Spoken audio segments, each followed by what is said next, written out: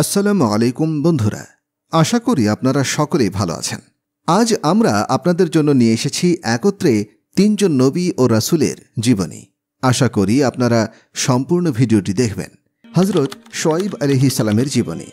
আল্লাহর গজবে ধ্বংসপ্রাপ্ত প্রধান ৬টি প্রাচীন জাতির মধ্যে পঞ্চম জাতি হল আহলে মাদাইন। মাদাইন হল লুত সাগরের নিকটবর্তী সিরিয়া ও হেজাজের সীমান্তবর্তী একটি জনপদের নাম, যা অদ্যাবধি পূর্ব জর্ডানের সামুদ্রিক বন্দর মোআন এর অদূরে বিদ্যমান রয়েছে। কুফরি করা ছাড়াও এই জনপদের লোকেরা ব্যবসার ওজন ও মাপে কম দিত, রাহাজানি ও লুটপাট করত, অন্যায় পথে জনগণের মাল সম্পদ ভক্ষণ করত। ইয়াকুত হামাভি বলেন, ইব্রাহিম পুত্র মাদাইনের নামে জনপদটি পরিচিত হয়েছে। হযরত শুআয়ব আলাইহিস সালাম এদের মধ্যে প্রেরিত হয়েছিলেন। ইনি হযরত মুসা আলাইহিস সালামের শ্বশুর ছিলেন। কওমে লূত আলাইহিস সালামের ধ্বংসের অনতিকাল পরে কওমে মাদাইনের প্রতি তিনি প্রেরিত হন। সূরা হুদ আয়াত 89। চমৎকার বাগ্মিতার কারণে তিনি খতিবুল আম্বিয়া অর্থাৎ নবীগণের মধ্যে সেরা বাগ্মী নামে খ্যাত ছিলেন। আহলে মাদাইনকে পবিত্র কুরআনে কোথাও কোথাও আসহাবুল আইকা বলা হয়েছে, যার অর্থ জঙ্গলের অধিবাসীগণ। এটা বলার কারণ এই যে এই অবাধ্য জনগোষ্ঠী প্রচণ্ড গরমে অতিষ্ঠ হয়ে নিজেদের বসতি ছেড়ে জঙ্গলে আশ্রয় নিলে আল্লাহ তাদেরকে সেখানেই ধ্বংস করে দেন। এটাও বলা হয় যে উক্ত জঙ্গলে আইকা বলে একটা গাছের তারা পূজা করত, যার আশেপাশে জঙ্গল বেষ্টিত ছিল। মাদাইন ছিলেন হাজেরা ও সারার মৃত্যুর পরে হযরত ইব্রাহিম আলাইহিস সালামের আরব বংশভূত কেনানি স্ত্রী কান্তুরা বিনতে ইয়াকতিন এর ৬টি পুত্র সন্তানের মধ্যে জ্যেষ্ঠ পুত্র। উল্লেখ্য যে হযরত শুআয়ব আলাইহিস সালাম সম্পর্কে পবিত্র কুরআনে 10টি সূরায় 53টি আয়াতে বর্ণিত হয়েছে। এটা বলার কারণ এই যে এই অবাধ্য জাতি প্রচণ্ড গরমে অতিষ্ঠ হয়ে তাদের বাড়িঘর ছেড়ে জঙ্গলে আশ্রয় নিয়েছিল। আল্লাহ রাব্বুল আলামিন তাদেরকে সেখানেই ধ্বংস করে দেন। এটা বলা হয় উক্ত জঙ্গলে তারা আইকা বলে একটি গাছের পূজা করত, যার আশেপাশে জঙ্গল বেষ্টিত ছিল। এগুলোর বর্ণনা আহলে কিতাবদের থেকে পাওয়া যায়।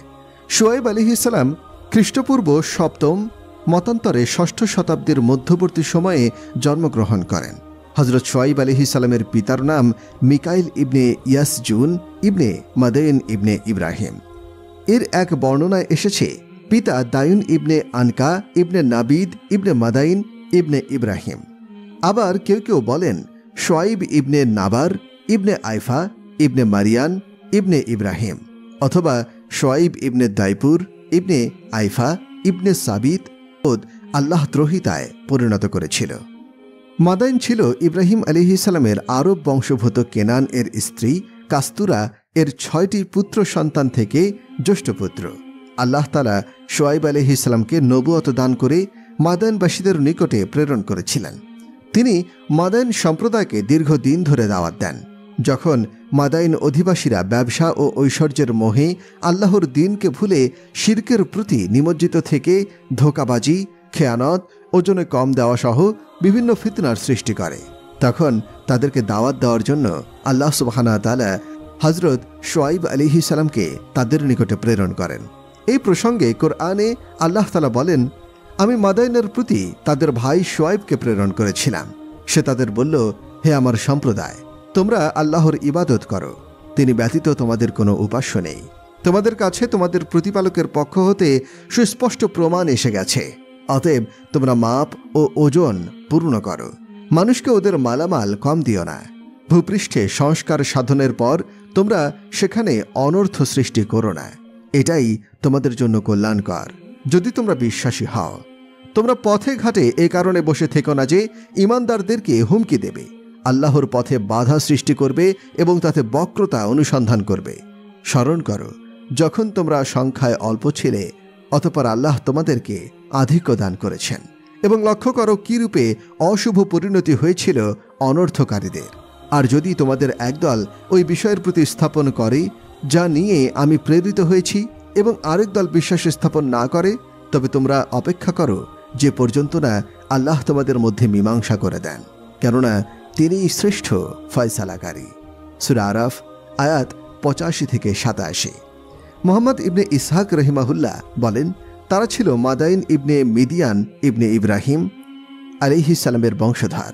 শুআইব আলাইহিসসালাম ছিলেন মিকেল ইবনে ইয়াশজুরের ছেলে। সিরিয়াল ভাষায় তার নাম ছিল ইয়ারন। ইবনে কাসির বলেন, মাদিয়ান হল একটি গোত্রের নাম আর একটি শহরের নামও বটে, যা হিজাজের পথে মান নামক একটি স্থানের কাছাকাছি অবস্থিত। আল্লাহ তাআলা বলেন, আর যখন তিনি মাদাইনের কূপের কাছে পৌঁছলেন, তিনি দেখতে পেলেন একদল লোক তাদের জানোয়ারগুলোকে পানি পান করাচ্ছে। সূরা কাসাস আয়াত 23। তারা হচ্ছে আসহাবুল আইকা, যার বর্ণনা ইনশাআল্লাহ অতি সত্বর দেওয়া হবে। হযরত শুআইব আলাইহিসসালাম তার কওমকে উদ্দেশ্য করে বললেন, হে আমার কওম, তোমরা আল্লাহর ইবাদত করো, তিনি ছাড়া তোমাদের আর কোনো মাবুদ নেই। সমস্ত রাসূলেরই দাওয়াত ছিল এটাই।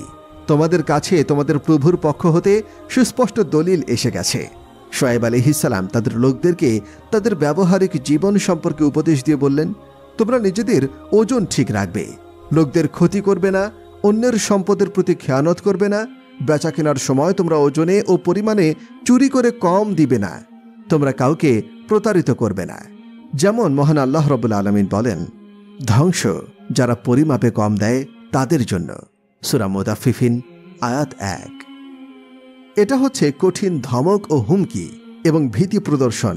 এরপর আল্লাহ সুবহানাহু ওয়া তাআলা শুআইব আলাইহিসসালাম সম্পর্কে এই সংবাদ দিচ্ছেন যে তিনি স্বীয় কওমকে সংবাদ দিতেন, তাকে নবীগণদের ভাষণদাতা মনে করতেন, কারণ তিনি অত্যন্ত সুন্দরভাবে ভাষণ দিতে পারতেন এবং তিনি তার কওমকে অতি চমৎকার ভাষায় উপদেশ দিতেন। শুআইব আলাইহিসসালাম জনগণকে ইন্দ্রিয়গতভাবে এবং মৌলিকভাবে ডাকাতি করতে নিষেধ করেছেন। অর্থাৎ তিনি তাদেরকে বলেছেন, তোমরা পথের উপরে বসে জনগণকে ভীতি প্রদর্শন করে কোনো কিছু লুট করো না, এবং তাদের সম্পদ তোমাদেরকে দিতে অস্বীকার করলে তোমরা তাদেরকে হত্যা করার হুমকি দিও না। হেদায়েত লাভের উদ্দেশ্যে যারা শুআইব আলাইহিসসালামের কাছে আসত, লুণ্ঠনকারীরা তাদেরকে বাধা প্রদান করত। দ্বিতীয়টি হচ্ছে, ইবনে আব্বাস রাদিয়াল্লাহু আনহুর প্রথম উক্তিটি হচ্ছে বেশি স্পষ্ট ও রচনার সাথে সামঞ্জস্যপূর্ণ, কেননা সিরাতের অর্থ পথ, আর ইবনে আব্বাস রাদিয়াল্লাহু আনহু যা বুঝেছেন তা মহান রব্বুল আলামিন অন্য আয়াতে স্বয়ং বলেছেন। যারা ঈমান এনেছে তোমরা তাদের পথে বসে যাচ্ছ এবং সৎ লোকদেরকে আমার পথে আসতে বাধা প্রদান করে ভুল পথে ফিরিয়ে দিচ্ছ। শুআইব আলাইহিসসালাম বললেন, হে আমার কওমের লোকেরা, তোমরা সংখ্যায় কম ছিলে এবং দুর্বল ছিলে, অতঃপর আল্লাহ সুবহানাহু ওয়া তাআলা তোমাদের সংখ্যায় বৃদ্ধি করে দিয়েছেন, তোমাদের শক্তি বৃদ্ধি করে দিয়েছেন। এর জন্য তার প্রতি তোমাদের উচিত কৃতজ্ঞতা প্রকাশ করা, কেননা এটা তোমাদের প্রতি আল্লাহ তাআলা অনুগ্রহ করেছেন। পূর্ব যুগে পাপীদেরকে পাপের দ্বারা ধ্বংস করে দেওয়া হয়েছে। এর থেকে তোমাদের শিক্ষা গ্রহণ করা উচিত যে তোমরা যদি এরকম কাজ করো তাহলে তোমাদের পরিণতিও ঐরূপ হবে। আমার প্রচারের মাধ্যমে যদি তোমাদের একটি দল ঈমান আনে আর অন্য দল ঈমান না আনে, তাহলে তোমরা অপেক্ষা করো এবং ধৈর্যের সাথে কাজ করো, যে পর্যন্ত না আল্লাহ তাআলা তোমাদের ও তাদের মধ্যে ফয়সালা করে দেন। তিনি হচ্ছেন উত্তম ফয়সালাকারী। মহান আল্লাহ তাআলা বলেন, তার সম্প্রদায়ের অহংকারী নেতারা বলল, হে শুআইব, আমরা অবশ্যই তোমাকে এবং তোমার সাথে যারা ঈমান এনেছে তাদেরকে আমাদের জনপদ থেকে বের করে দেব, অথবা তোমাদেরকে আমাদের ধর্মাদর্শে ফিরে আসতে হবে। তিনি বললেন, যদিও আমরা সেটাকে ঘৃণা করি তবুও। সূরা আল আরাফ আয়াত 88।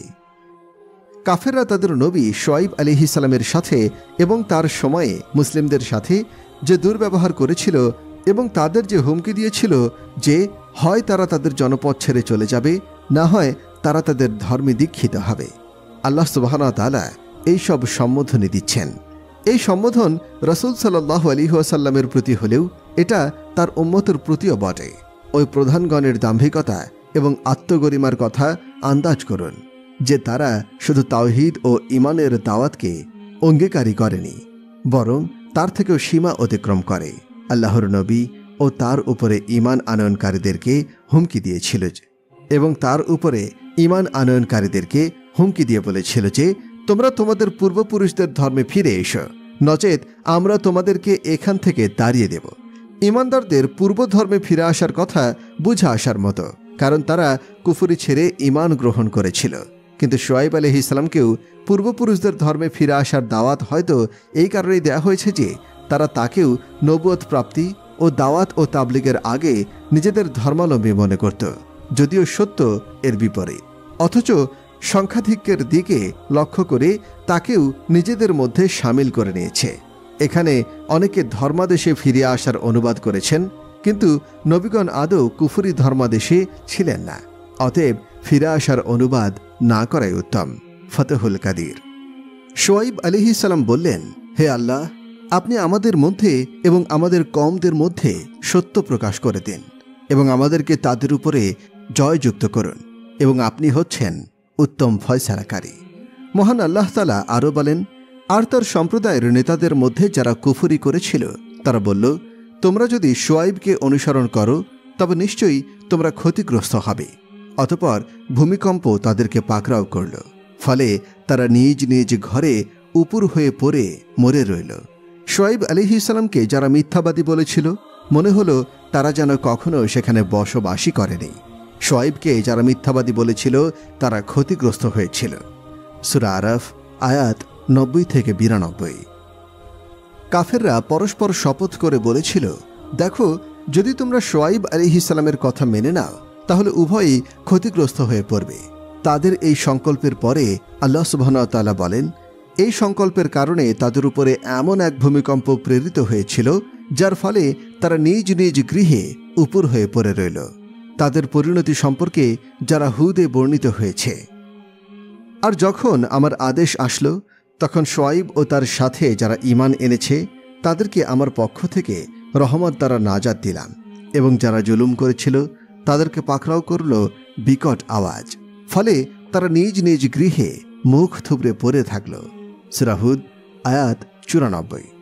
এই দুটি আয়াতের মধ্যে পারস্পরিক সম্বন্ধ এই যে, যখন ওই কাফেররা বিদ্রুপ করল তখন এক ভীষণ বজ্রধ্বনি তাদেরকে চিরতরে নীরব করে দিল। সূরা শুআরায় আল্লাহ তাআলা বলেন, অতঃপর তারা তাকে অস্বীকার করল, ফলে তাদেরকে এক মেঘাচ্ছন্ন দিবসের আযাব পাকড়াও করল। অবশ্যই তা ছিল এক মহা দিবসের আযাব। সূরা শুআরা আয়াত 189। এর একমাত্র কারণ ছিল এই যে, তারা শোয়াইব আলাইহিসসালামের কাছে শাস্তির আহ্বান করে বলেছিল, যদি তুমি সত্যবাদী হও তাহলে আকাশের একটি খণ্ড আমাদের উপরে ফেলে দাও। সূরা শুআরা আয়াত 187। তাই আল্লাহ সুবহানাহু ওয়া তাআলা বলেন, তাদের উপরে আসমানি আযাব পৌঁছে গেল। তাদেরকে 3টি শাস্তি পাকড়াও করল। 1, আসমানি শাস্তি, তা এভাবে যে তাদের উপরে মেঘ থেকে অগ্নিশিখা বর্ষিত হল। 2, এক ভীষণ বজ্রধ্বনি হল। 3, এক ভীষণ ভূমিকম্প সৃষ্টি হল, যার ফলে তাদের প্রাণ বায়ু বের হয়ে গেল এবং তাদের আত্মাবিহীন দেহ তাদের ঘরের সামনে পড়ে রইল। মনে হলো যেন তারা সেখানে কখনোই বসবাসী করেনি। শোয়াইব আলাইহিসসালাম একজন শুভ বক্তা এবং অত্যন্ত মধুর কণ্ঠের অধিকারী ছিলেন। তিনি তার সম্প্রদায়কে এক আল্লাহর পথে আহ্বান করতেন এবং তাদের আযাবের ভয় দেখাতেন এবং তাদেরকে পরিমাপে সঠিক প্রদান ও গোমরাহি থেকে মুক্ত থাকার জন্য আহ্বান করতেন। আল্লাহ সুবহানাহু ওয়া তাআলা বলেন, আর মাদাইনবাসীদের জন্য তাদের কাছে শোয়াইবকে পাঠিয়েছিলাম। তিনি বলেছিলেন, হে আমার সম্প্রদায়, তোমরা আল্লাহর ইবাদত করো, তিনি ছাড়া তোমাদের অন্য কোনো সত্য ইলাহ নেই, আর মাপে ও ওজনে কম দিও না। নিশ্চয়ই আমি তোমাদেরকে কল্যাণের মধ্যে দেখেছি, কিন্তু আমি তোমাদের উপর আশঙ্কা করছি এক সর্বগ্রাসী দিনের জন্য। হে আমার সম্প্রদায়, তোমরা ন্যায়সঙ্গতভাবে মাপো এবং ওজন করো। লোকদেরকে তাদের প্রাপ্য বস্তু কম দিও না এবং জমিনে বিপর্যয় সৃষ্টি করে বেরিও না। যদি তোমরা মুমিন হও তবে আল্লাহ অনুমোদিত যা বাকি থাকবে তা তোমাদের জন্য উত্তম, আর আমি তোমাদের তত্ত্বাবধায়ক নই। সূরা হুদ আয়াত 84-87। শোয়াইব আলাইহিসসালাম প্রথমে তার কওমকে মাপে ওজনে কম দিতে নিষেধ করেন। এরপরে পরস্পরের লেনদেনের সময় ন্যায়পরায়ণতার সাথে মাপ ওজন করার নির্দেশ দেন এবং ভূপৃষ্ঠে বিশৃঙ্খলা সৃষ্টি ও ধ্বংসের কার্যক্রম করতে নিষেধ করেন। তার কওমের মধ্যে ছিনতাই, রাহাজানি, লুটতরাজ ইত্যাদি প্রবেশ করেছিল। তিনি বলেন যে মানুষের হক নষ্ট করে লাভবান হওয়ার চেয়ে আল্লাহ প্রদত্ত লাভ বহু গুণে শ্রেয়। আল্লাহ তাআলা বলেন, তুমি তাদেরকে বলো, অপবিত্র ও পবিত্র সমান নয়, যদিও অপবিত্রের আধিক্য তোমাকে মুগ্ধ করে। সূরা মায়েদা আয়াত 100। সঠিকভাবে ওজন করে এবং পুরোপুরিভাবে মেপে হালাল করে যে লাভ হয় তাতে বরকত হয়ে থাকে। অশ্লীলতা ও পবিত্রতার মধ্যে সমতা কোথায়? তোমাদের উচিত আল্লাহর ওয়াস্তে ভালো কাজ করা এবং মন্দ কাজ পরিত্যাগ করা, মানুষকে দেখানোর জন্য নয়। শুআয়ব আলাইহিস সালাম মানুষকে দাওয়াত দিলে তার কওমের লোক তার সাথে ঠাট্টা বিদ্রুপ করে। আল্লাহ সুবহানাহু ওয়া তাআলা বলেন, তারা বলল, হে শুআয়ব, তোমার সালাত কি তোমাকে এই নির্দেশ প্রদান করে যে তোমাদের পিতৃপুরুষগণ যাদের ইবাদত করত আমরা তাদের ত্যাগ করি, অথবা আমাদের সম্পদে আমরা ইচ্ছামতো যা করি তাও ত্যাগ করি? তুমি তো বেশ সহনশীল, সুবোধ। সূরা হুদ আয়াত ৮৭। শুআয়ব আলাইহিস সালামের কওম তাকে ঠাট্টা করে বলল, ওহে, তুমি খুবই ভালো কথাই বলেছ। তোমার রব এটাই হুকুম করেছে যে আমাদের পূর্বপুরুষদের রীতিনীতি ত্যাগ করে আমাদের পুরাতন উপাস্যদের উপাসনা ছেড়ে দেই।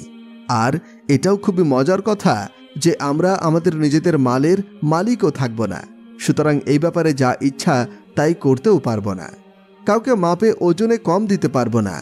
হাসান বসরি রহিমাতুল্লাহ আলাইহি বলেন, আল্লাহর শপথ, শুআয়ব আলাইহিস সালামের সালাতের দাবি এটাই ছিল যে তিনি তাদেরকে গায়রুল্লাহর ইবাদত ও মাখলুকের হক বিনষ্ট করা থেকে বিরত রাখবেন। সুফিয়ান আস-সাউরি রহমতুল্লাহ আলাইহি এই আয়াতের ব্যাখ্যায় বলেন, আমরা নিজেদের মালে নিজেদের ইচ্ছা অনুযায়ী ব্যবস্থাপনা করি। তাদের এই উক্তি দ্বারা তারা বোঝাতে চেয়েছে আমরা কেন যাকাত দেব। তারা শুধু বিদ্রুপ করে শুআয়ব আলাইহিস সালামকে ধর্মপরায়ণ বলেছিল। মহান আল্লাহ আরও বলেন, তিনি বললেন, হে আমার সম্প্রদায়, তোমরা ভেবে দেখেছ কি, আমি যদি তোমাদের রব প্রেরিত স্পষ্ট প্রমাণে প্রতিষ্ঠিত হয়ে থাকি এবং তিনি যদি তার কাছ থেকে আমাকে উৎকৃষ্ট রিজিক দান করে থাকেন, তবে কি করে আমি আমার কর্তব্য হতে বিরত থাকব? আর আমি তোমাদেরকে যা নিষেধ করি আমি নিজে তার বিপরীত করতে ইচ্ছা করি না। আমি তো আমার সাধ্যমতো সংস্কার করতেই চাই। আমার কার্য সাধন তো আল্লাহরই সাহায্য, আমি তার উপরে নির্ভর করি এবং তারই অভিমুখী। আর হে আমার সম্প্রদায়, আমার সাথে বিরোধ যেন কিছুতেই তোমাদেরকে এমন অপরাধ না করায় যার ফলে তোমাদের উপরে তার অনুরূপ বিপদ আপতিত হবে, যা আপতিত হয়েছিল নূহের সম্প্রদায়ের উপরে, অথবা হুদের সম্প্রদায়ের উপর, কিংবা সালেহের সম্প্রদায়ের উপর। আর লুতের সম্প্রদায় তো তোমাদের থেকে দূরে নয়। আর তোমরা তোমাদের রবের কাছে ক্ষমা প্রার্থনা করো আর তার দিকে ফিরে আসো। আমার রব তো পরম দয়ালু, অতি স্নেহ। তারা বলল, হে শুআয়ব, তুমি যা বলো তার অনেক কথা আমরা বুঝি না, এবং আমরা তো আমাদের মধ্যে তোমাকে দুর্বলই দেখছি। তোমার স্বজনবর্গ না থাকলে আমরা তোমাকে পাথর নিক্ষেপ করে মেরে ফেলতাম, আর আমাদের উপরে তুমি শক্তিশালী নও।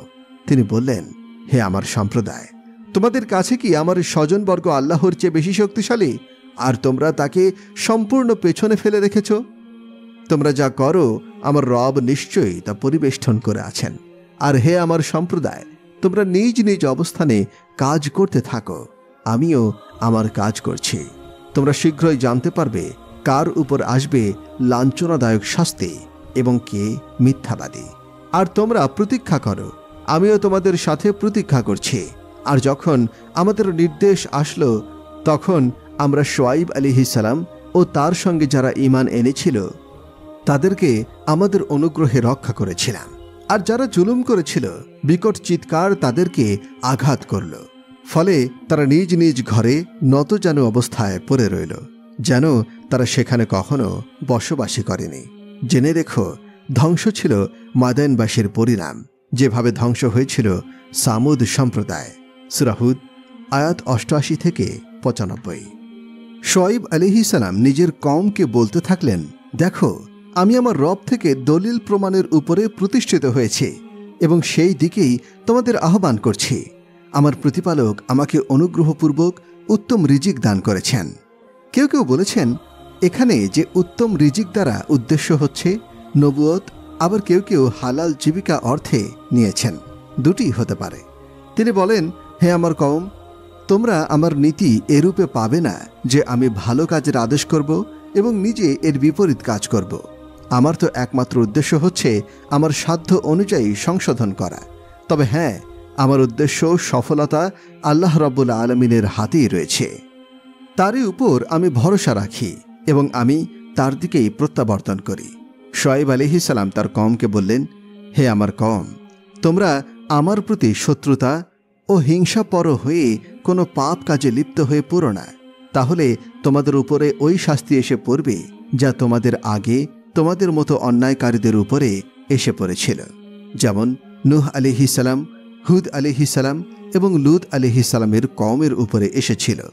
বিশেষ করে লূত আলাইহিস সালামের কওম তো তোমাদের থেকে বেশি দূরে নয় এবং তাদের বাসস্থান এবং তোমাদের বাসস্থান অতি নিকটবর্তী।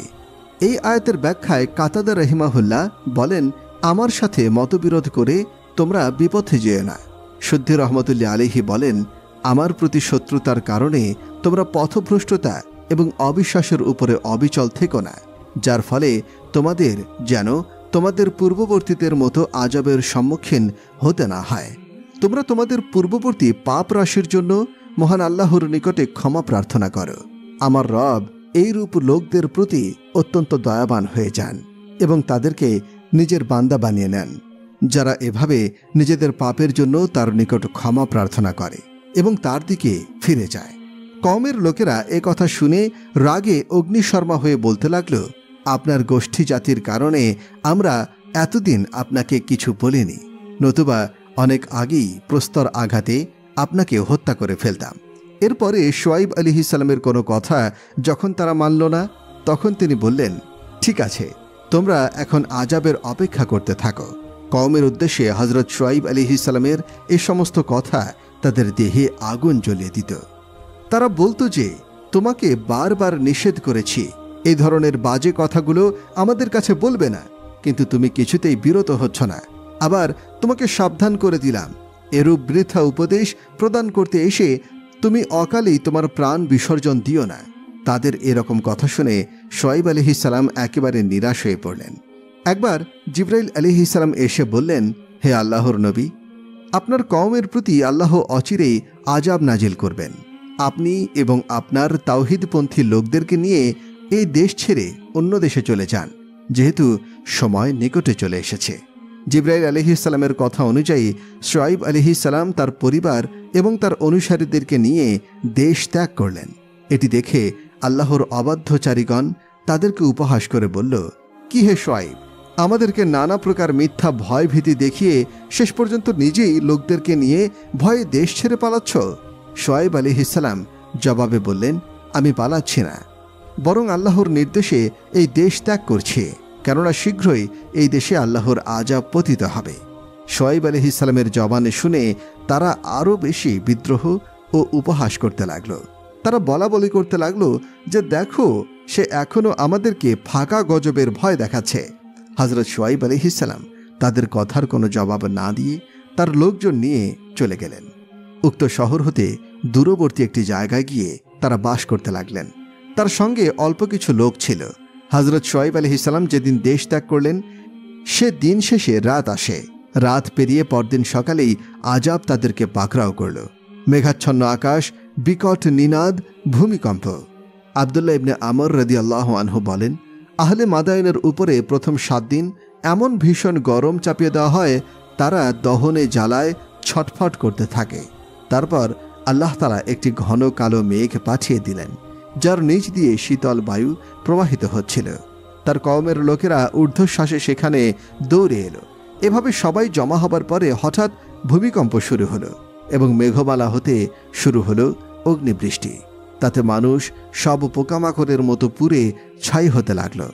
ইবনে আব্বাস রাদিয়াল্লাহু আনহু ও মুহাম্মদ বিন কাব আল কুরাইজি বলেন, অতঃপর তাদের উপরে নেমে আসে এক বজ্রনিনাদ, যাতে সব মরে নিশ্চিহ্ন হয়ে গেল। এভাবে কোনরূপ গ্রেফতারি পরোয়ানা ও সিপাহী শাস্ত্রের প্রহরা ছাড়াই আল্লাহদ্রোহীরা সবাই পায়ে হেঁটে স্বেচ্ছায় বদ্ধভূমিতে উপস্থিত হয় এবং চোখের পলকে সবাই নাস্তানাবুদ হয়ে যায়। এভাবে কিছুক্ষণের মধ্যে সমগ্র দেশটি জীবিত প্রাণী শূন্য এক নির্জন মরুভূমিতে পরিণত হল। মক্কা থেকে সিরিয়া যাওয়ার পথে ধ্বংসস্থল নজরে পড়ে। আল্লাহ তাআলা বলেন, এসব জনপদ ধ্বংস হবার পর পুনরায় আবাদ হয়নি, অল্প কয়েকটি ব্যতীত। অবশেষে আমরাই এসবের মালিক রয়েছি। সূরা কাসাস আয়াত ৫৮। তিনি বলেন, নিশ্চয়ই এর মধ্যে চিন্তাশীলদের জন্য নিদর্শনসমূহ আছে। হিজর ১৫/৭৫। রাসূল সাল্লাল্লাহু আলাইহি ওয়াসাল্লাম যখন এইসব স্থান অতিক্রম করতেন, তখন আল্লাহর ভয়ে ভীত হয়ে পড়তেন এবং সাওয়ারিদেরকে দ্রুত হাঁকিয়ে নিয়ে স্থান অতিক্রম করতেন। অথচ এখনকার যুগের বস্তুবাদী লোকেরা এসব স্থানকে শিক্ষাস্থল না বানিয়ে পর্যটন কেন্দ্রের নামে তামাশার স্থল বানিয়েছে। আল্লাহ তাআলা আমাদের সুপথ প্রদর্শন করুন, আমিন। গজব নাজিল পরিসমাপ্তির পরে হযরত শুআয়ব আলাইহিস সালাম আল্লাহর দরবারে আরজ করলেন, হে মাবুদ, আমি কি এখন এখানেই বসবাস করব না শহরে ফিরে যাব? আদেশ হলো, তুমি এখন তোমার লোকজন সহ শহরে চলে যাও। হযরত শুআয়ব আলাইহিস সালাম শহরে ফিরে এসে দেখলেন, তিনি যে সকল মুমিন লোকদের সঙ্গে নিয়ে গিয়েছিলেন তাদের ঘরবাড়ি সমূহ সম্পূর্ণ ঠিক রয়েছে। শুধুমাত্র বিধর্মী ও অবাধ্য লোকদের ঘরবাড়িগুলো জ্বলে পুড়ে ছারখার হয়ে গেছে। এরপর মুমিন উম্মতগণ তাদের নিজেদের ঘরবাড়িতে বসবাস শুরু করে দেন। কিছুদিনের মধ্যেই ধ্বংসপ্রাপ্ত মাদায়েন নগরী আবার সমৃদ্ধ হয়ে উঠল।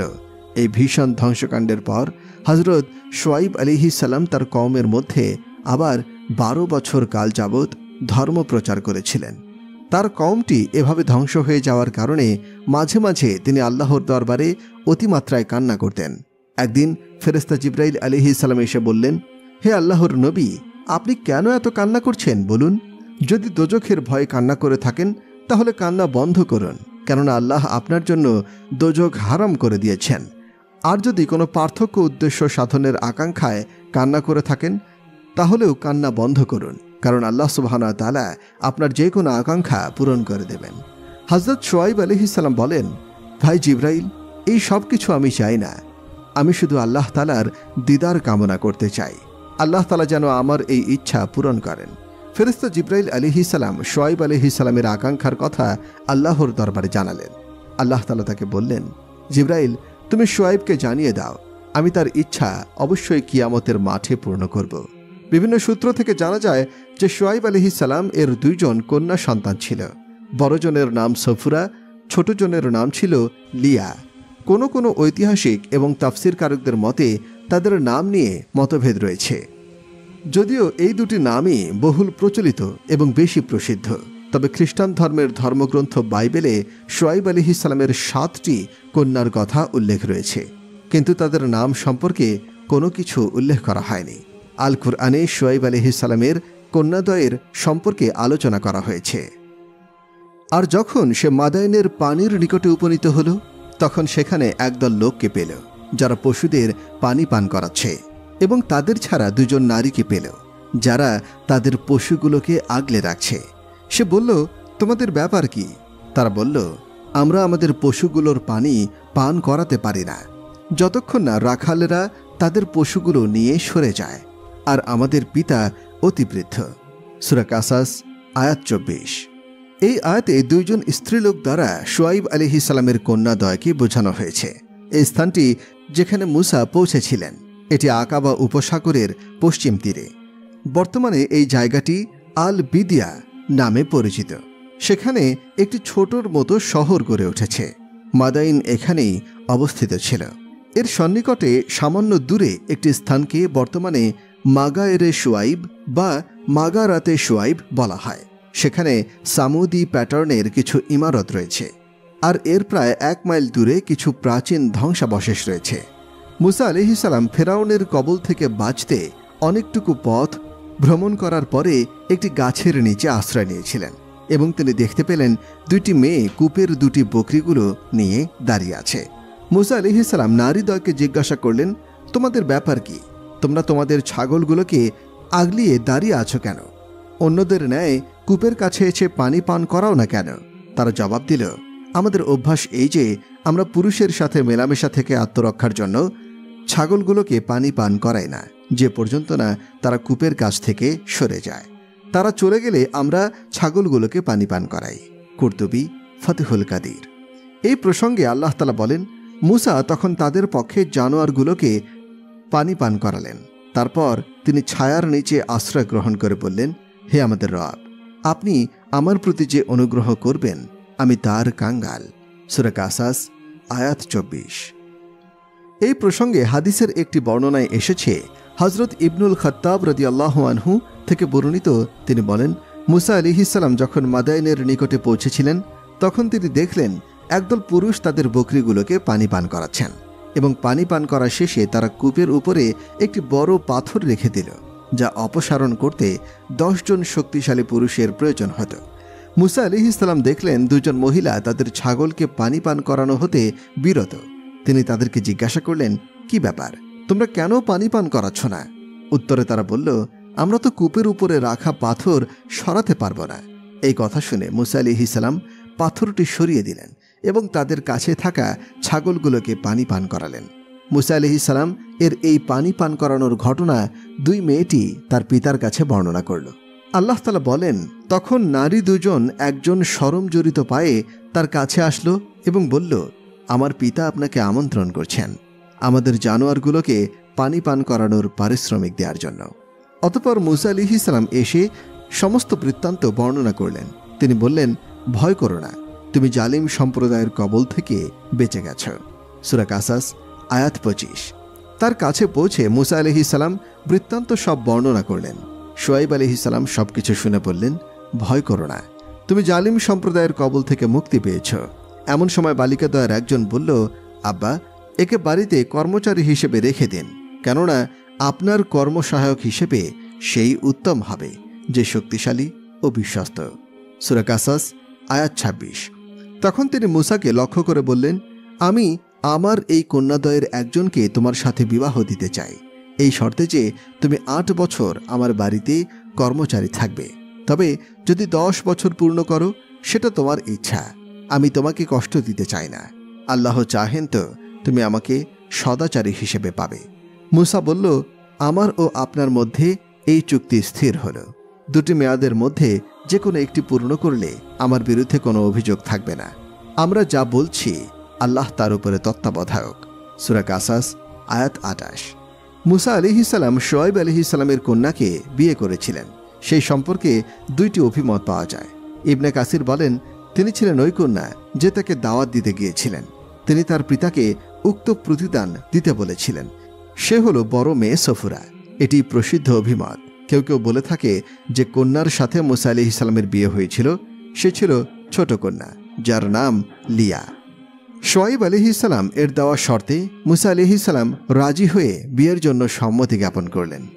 আব্দুল্লাহ ইবনে মাসউদ রাদিয়াল্লাহু আনহু বলেন, সর্বাধিক দূরদর্শী ব্যক্তি ছিলেন 3 জন। 1, ইউসুফকে ক্রয়কারী মিশরের আজিজ রাজমিস্ত্রি, যখন তিনি তার স্ত্রীকে বলেছিলেন, একে সম্মানের সাথে রাখো, হয়তোবা সে আমাদের কল্যাণে আসবে।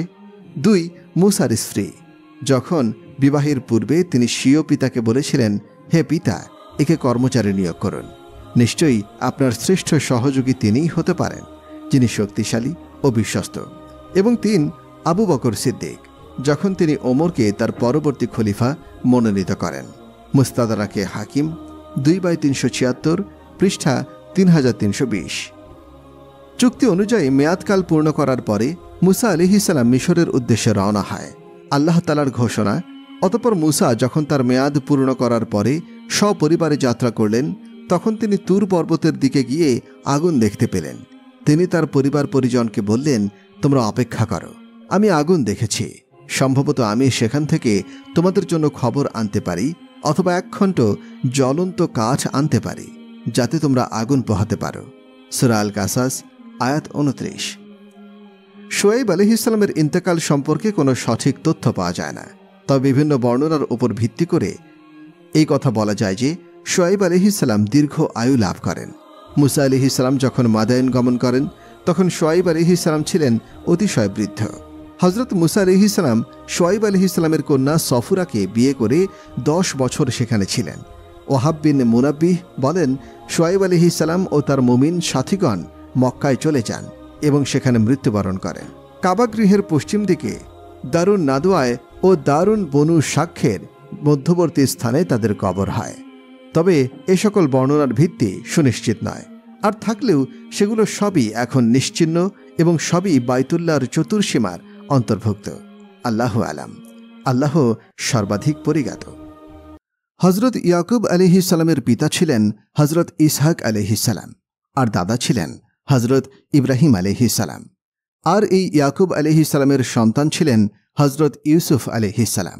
ইয়াকুব আলাইহিস সালামের 12 জন সন্তান ছিলেন। তাদের মধ্যে হজরত ইউসুফ আলাইহিসসালাম নবী হয়েছিলেন। সেই ঘটনায় পরবর্তীতে আসছে। হজরত ইসহাক আলাইহিসসালামের দুইজন ছেলে ছিলেন, ঈশ ও ইয়াকুব। এই দুজনের মধ্যে ঈশ ছিলেন বড় এবং ইয়াকুব ছিলেন ছোট। পিতা ইসহাক আলাইহিসসালাম তার বড় ছেলে ঈশকে খুব বেশি যত্ন করতেন।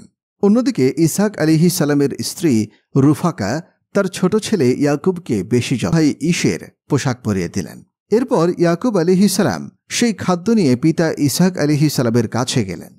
ইসহাক আলাইহিসসালাম বৃদ্ধ হওয়ার কারণে বুঝতে পারছিলেন না যে এটা তার বড় ছেলে ঈশ নাকি ছোট ছেলে ইয়াকুব। এজন্য ইসহাক আলাইহিসসালামকে জিজ্ঞাসা করলেন, তুমি কে? ইয়াকুব আলাইহিসসালাম বললেন, আমি আপনার সন্তান। কিন্তু তিনি তার নিজের নাম বললেন না। এরপর পিতা ইসহাক আলাইহিসসালাম ইয়াকুবকে বুকে জড়িয়ে ধরলেন এবং সেই খাবার খেয়ে ইসহাক আলাইহিসসালাম তার দোয়া করলেন যে ভাইদের মধ্যে তিনি যেন ভাগ্যবান হন। ভাইদের উপরে এবং পরবর্তী বংশধরদের উপরে যেন তারই নির্দেশ এবং প্রভাব কার্যকর হয় এবং তিনি যেন অধিক সন্তানের অধিকারী হন। পিতার কাছ থেকে এই দোয়া পেয়ে ইয়াকুব আলাইহিসসালাম চলে আসলেন। এরপর তার বড় ভাই ঈশ শিকার করে খাদ্য নিয়ে পিতা ইসহাক আলাইহিসসালামের কাছে হাজির হলেন। সেজন্য ইসহাক আলাইহিসসালাম তাকে আদেশ করলেন। পিতা জিজ্ঞাসা করলেন, হে বৎস, তুমি এটা কি এনেছ? ঈশ বলল, এটা তো সেই খাদ্য যেটা আপনি আমার কাছে খেতে চেয়েছিলেন। তখন পিতা ইসহাক আলাইহিসসালাম বললেন, এই তো কিছুক্ষণ আগেই কি তুমি খাবার নিয়ে আসোনি এবং সেটা খেয়ে আমি তোমার জন্য দোয়া করিনি? ঈশ বললেন, আল্লাহর কসম, আমি আসিনি। এরপরে ঈশ বুঝতে পারলেন এটা নিশ্চয়ই তার ছোট ভাই ইয়াকুবের কাজ। এই কারণে ইয়াকুব নবীর বড় ভাই ঈশ তার উপর ভীষণ রেগে গেল। এমনকি সে পিতার মৃত্যুর পর তার ছোট ভাইকে হত্যা করার হুমকি পর্যন্ত দিয়েছিল। ইয়াকুব আলাইহিসসালামের উপর তার ভাই ঈশের হুমকির কথা শোনার পর ইয়াকুব নবীর মা রুফাকা তাকে তার ভাইয়ের বাড়িতে চলে যাওয়ার নির্দেশ দিলেন। অর্থাৎ ইয়াকুব আলাইহিসসালামের মামার বাড়িতে যাওয়ার নির্দেশ দিলেন। ইয়াকুব আলাইহিসসালামের মামার নাম ছিল লাবান। লাবান হারানে বসবাস করতেন। ইয়াকুব আলাইহিসসালামের মা তাকে নির্দেশ দিলেন, তোমার বড় ভাই ঈশের রাগ নিয়ন্ত্রণ না হওয়া পর্যন্ত তুমি তোমার মামা বাড়িতে বসবাস করতে থাকো। এছাড়াও ইয়াকুব আলাইহিসসালামের মা রুফাকা তার ভাই লাবানের মেয়েকে বিয়ে করানোর জন্য নির্দেশ দিলেন। এরপরে তিনি তার স্বামী ইসহাক আলাইহিসসালামকে ছোট ছেলে ইয়াকুব আলাইহিসসালামের জন্য দোয়া করতে বললেন। হজরত ইসহাক আলাইহিসসালাম তার ছেলে ইয়াকুবের জন্য দোয়া করলেন। এরপর ইয়াকুব আলাইহিসসালাম ওই দিন বিকেলে পিতামাতার কাছ থেকে বিদায় নিয়ে তার মামা লাবানের বাড়ির পথে রওনা হলেন। ইয়াকুব আলাইহিসসালামের মামার বাড়ি ছিল ইরাকের হারানে, যেখানে যাওয়ার পথে সন্ধ্যা হয়ে গেল। কেনানের অদূরে যে স্থানে সন্ধ্যা হয়েছিল সে স্থানে একটি পাথরের উপরে মাথা রেখে তিনি ঘুমিয়ে পড়লেন। ইয়াকুব আলাইহিসসালাম যেতে যেতে হারানে এবং তার মামার বাড়িতে পৌঁছে গেলেন। ইয়াকুব আলাইহিসসালামের মামা লাবানের দুইজন মেয়ে ছিল। বড় মেয়ের নাম ছিল লাইয়া, ছোট মেয়ের নাম ছিল রাহেল। রূপ ও সৌন্দর্যে রাহিল ছিল শ্রেষ্ঠ। তাই ইয়াকুব আলাইহিসসালাম তার মামা লাবানের কাছে তার ছোট মেয়েকে বিয়ের জন্য প্রস্তাব করেন। তার মামা তার সাথে বিয়ে দেওয়ার জন্য রাজি হন। তবে শর্ত থাকে যে 7 বছর পর্যন্ত তার মেষপালের দেখাশোনা করতে হবে। ইয়াকুব আলাইহিসসালাম রাজি হয়ে গেলেন এবং 7 বছর পর্যন্ত মামা লাবানের মেষ দেখাশোনা করলেন। 7 বছর পার হওয়ার পর তার মামা লাবান বিয়ের আয়োজন করলেন, লোকজনকে দাওয়াত দিয়ে আপ্যায়ন করলেন এবং রাতের বেলা তার বড় মেয়ে লাইয়াকে ইয়াকুব আলাইহিসসালামের কাছে বাসর ঘরে প্রেরণ করলেন। লাইয়াকে দেখে ইয়াকুব আলাইহিসসালাম তার মামার কাছে অভিযোগ করলেন যে, আপনি কেন আমার সাথে প্রতারণা করলেন? আমি তো আপনার কাছে আপনার ছোট মেয়ে রাহিলকে বিয়ে করার প্রস্তাব দিয়েছিলাম। এই কথার উত্তরে ইয়াকুব নবীর মামা লাবান বললেন, বড় মেয়েকে রেখে ছোট মেয়েকে বিয়ে দেয়াটা এটা আমাদের সমাজের রীতি নয়। তবে তুমি যদি রাহিলকে বিয়ে করতে চাও তাহলে তোমাকে আরও 7 বছর কাজ করতে হবে, তাহলে আমি তাকেও তোমার সাথে বিয়ে দেব। সুতরাং ইয়াকুব আলাইহিসসালাম আরও 7 বছর লাবানের বাড়িতে কাজ করলেন। আবার 7 বছর পার হওয়ার পর ইয়াকুব আলাইহিসসালাম রাহিলকে বিয়ে করলেন। এভাবে 2 কন্যাকে এক ব্যক্তির সাথে বিবাহ দেওয়া তখনকার শরীয়তে বৈধ ছিল। পরবর্তীকালে তাওরাতের মাধ্যমে এই বিধান রহিত হয়ে যায়। ইয়াকুব আলাইহিসসালামের শ্বশুর লাবান তার 2 কন্যার সাথে একটি করে দাসী দিয়েছিলেন। লাইয়ার দাসীর নাম ছিল জুলফা এবং রাহিলের দাসীর নাম ছিল বালহা। লাইয়ার যে ঘাটতি ছিল, মহান আল্লাহ তাআলা তাকে সন্তান দানের মাধ্যমে সেই ঘাটতি পূরণ করে দেন। ইয়াকুব আলাইহিসসালামের প্রথম স্ত্রী লাইয়ার গর্ভে প্রথম সন্তান রুবিল, দ্বিতীয় সন্তান সামুন, তৃতীয় সন্তান লাবি এবং চতুর্থ সন্তান ইয়াহুদার জন্ম হয়েছিল। ইয়াকুব আলাইহিসসালামের ছোট স্ত্রী রাহিলের কোনো সন্তান হতো না। তখন তিনি ঈর্ষান্বিত হয়ে পড়েন এবং তার দাসী বালহাকে ইয়াকুব আলাইহিসসালামের নিকট সমর্পণ করেন। বালহার মাধ্যমে ইয়াকুব আলাইহিসসালামের একটি পুত্র সন্তান হয়েছিল, যার নাম রাখা হয়েছিল নাইফতালি। এরপর প্রথম স্ত্রী লাইয়া তার দাসী জুলফাকে ইয়াকুব আলাইহিসসালামের নিকটে সমর্পণ করলেন। জুলফার গর্ভে 2 জন পুত্র সন্তানের জন্ম হয়, যাদের একজনের নাম ছিল হাদ এবং অপরজনের নাম ছিল আশির। এরপর লাইয়া আরও 2 জন পুত্র সন্তান জন্ম দেন, যাদের নাম রাখা হয় আয়শাখার ও জাবিলুন, সপ্তম বারে দিনা। এরপর ইয়াকুব আলাইহিসসালামের ছোট স্ত্রী রাহিল একটি পুত্র সন্তানের জন্য আল্লাহ পাকের কাছে দোয়া করেন। আল্লাহ পাক রাহিলের দোয়া কবুল করেন। ফলে আল্লাহর নবী ইয়াকুব আলাইহিসসালামের ঔরসে রাহিলের গর্ভে একজন সুন্দর সুশ্রী পুত্র সন্তান জন্মগ্রহণ করে, যার নাম রাখা হয় ইউসুফ। রাহিলের গর্ভে পরবর্তীতে ইউসুফ আলাইহিসসালামের আর একটি ছোট ভাই জন্মগ্রহণ করে, যার নাম রাখা হয় বেনিয়ামিন।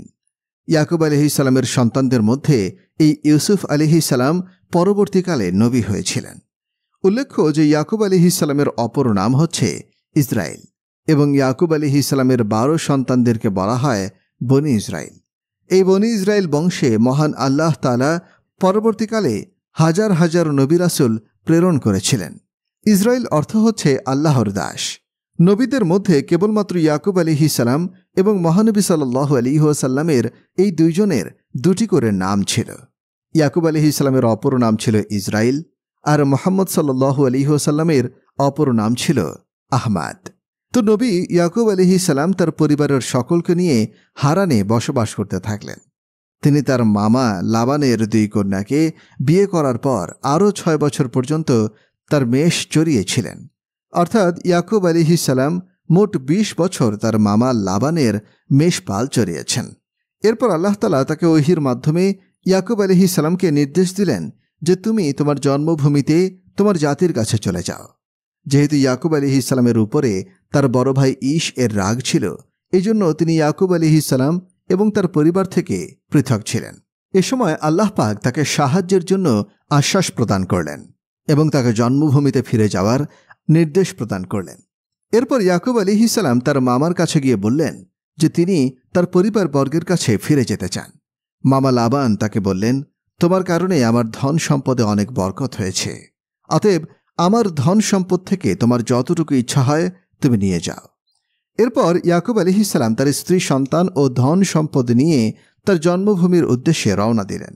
আসার সময় ইয়াকুব আলাইহিসসালামের ছোট স্ত্রী রাহিল তার পিতা লাবানের মূর্তিগুলো লুকিয়ে নিয়ে আসেন। ইয়াকুব আলাইহিসসালাম যখন তার পরিবার বর্গকে নিয়ে ওই এলাকা ত্যাগ করলেন, তখন রাহিলের পিতা লাবান লোকজনকে নিয়ে তাদের কাছে এসে উপস্থিত হল। লাবান ইয়াকুব আলাইহিসসালামকে ভর্ৎসনা করে বললেন, আমাকে না জানিয়ে তুমি কেন চলে আসলে? আমি তোমাকে আমার এবং আমার কন্যাদেরকে বিদায় সংবর্ধনা জানাতে পারতাম। এরপর লাবান জিজ্ঞাসা করলেন, তোমাদের মধ্যে কেউ কি আছো যে আমার মূর্তি নিয়ে এসেছ? এই মূর্তিগুলোর ব্যাপারে ইয়াকুব আলাইহিসসালাম কিছুই জানতেন না, তাই তিনি অস্বীকার করে বললেন যে আমরা কোনো মূর্তি আনিনি। এরপর লাবান তার ব্যাগ এবং তার দাসীদের জিনিসপত্র তল্লাশি করলেন, কিন্তু তিনি কোথাও কিছু পেলেন না। রাহিল এই মূর্তিগুলোকে তার বাহনের গাদির পৃষ্ঠদেশে বসার স্থানে লুকিয়ে রেখেছিলেন। তিনি সেই স্থান থেকে উঠলেন না এবং ওজর পেশ করলেন যে তিনি ঋতুবর্তী। সুতরাং রাহিলের পিতা লাবান সে মূর্তিগুলো উদ্ধার করতে ব্যর্থ হল।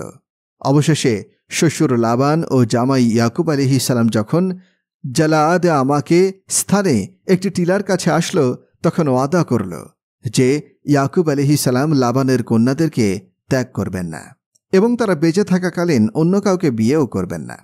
এবং এই টিলা অতিক্রম করে লাবান ও ইয়াকুব আলাইহিসসালামের কেউই একে অন্যের দেশে প্রবেশ করবে না। এরপর খাবার রান্না করা হলো।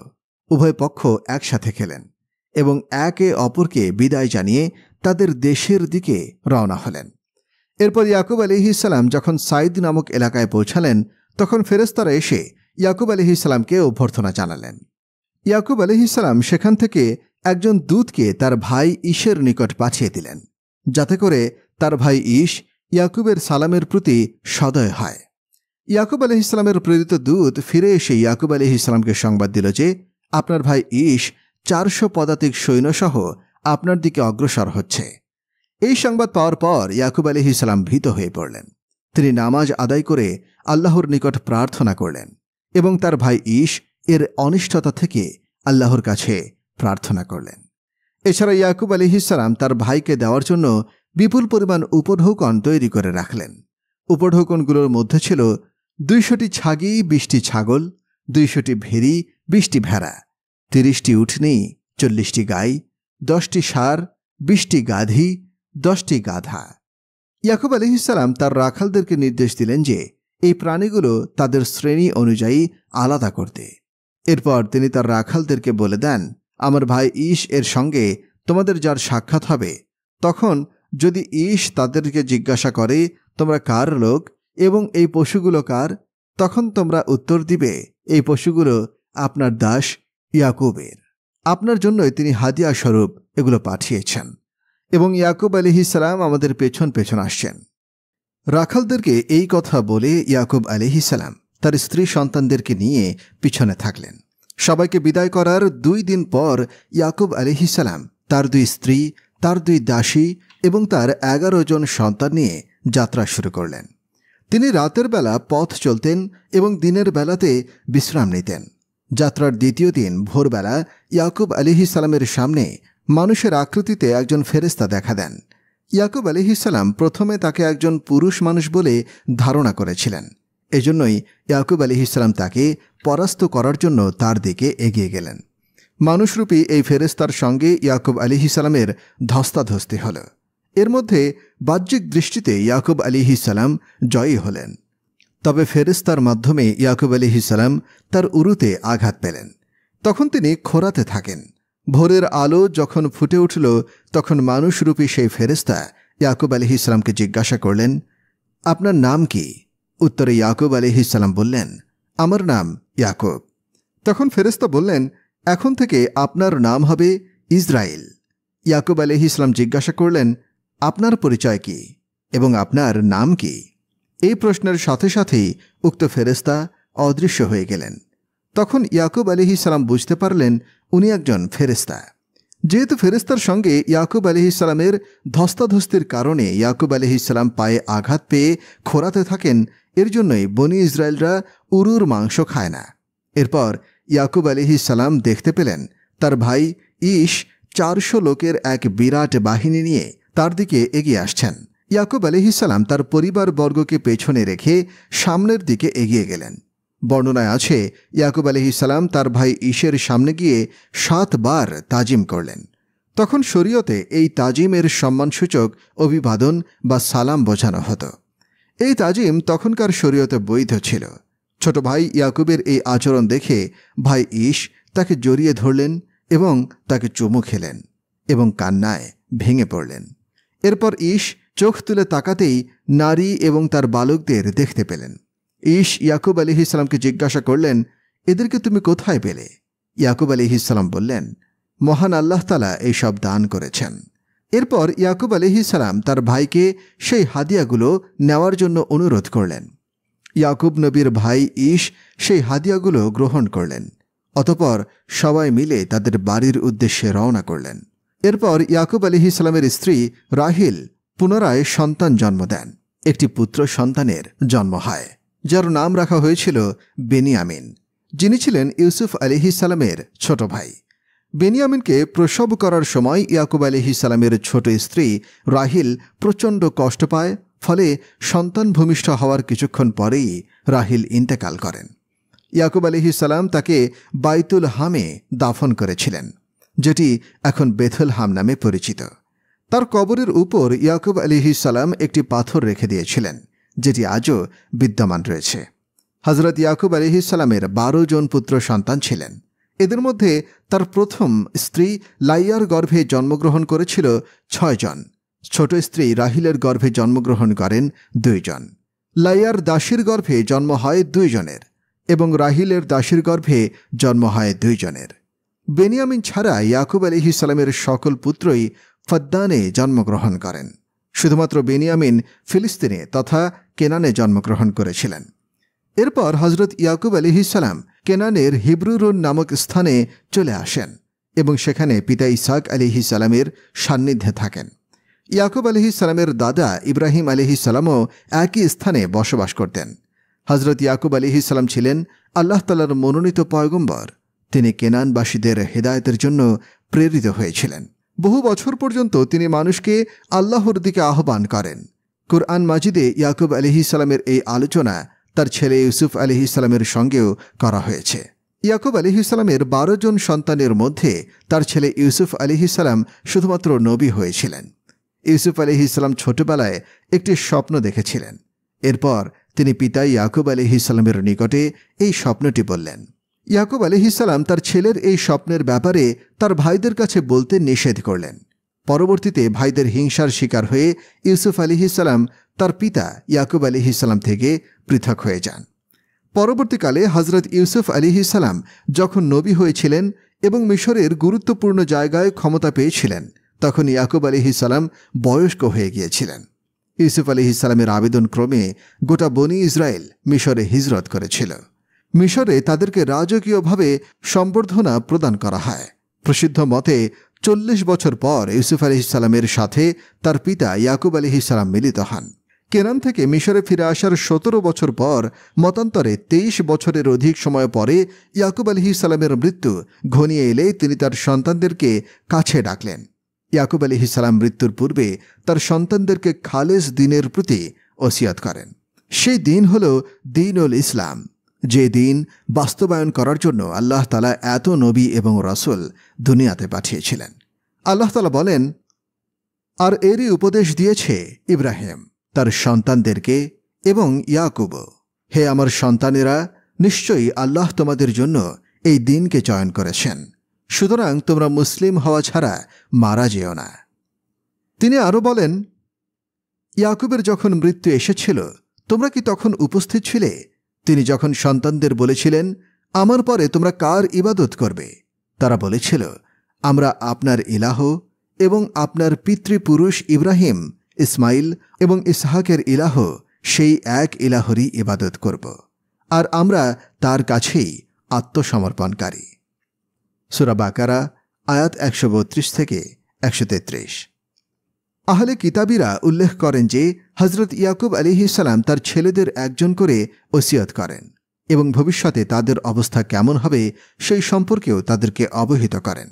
তিনি তার ছেলেদের মধ্যে ইয়াহুদাকে তার বংশের মধ্য থেকে একজন মহান নবীর আগমনের সুসংবাদ দেন, সবাই যার আনুগত্য করবে।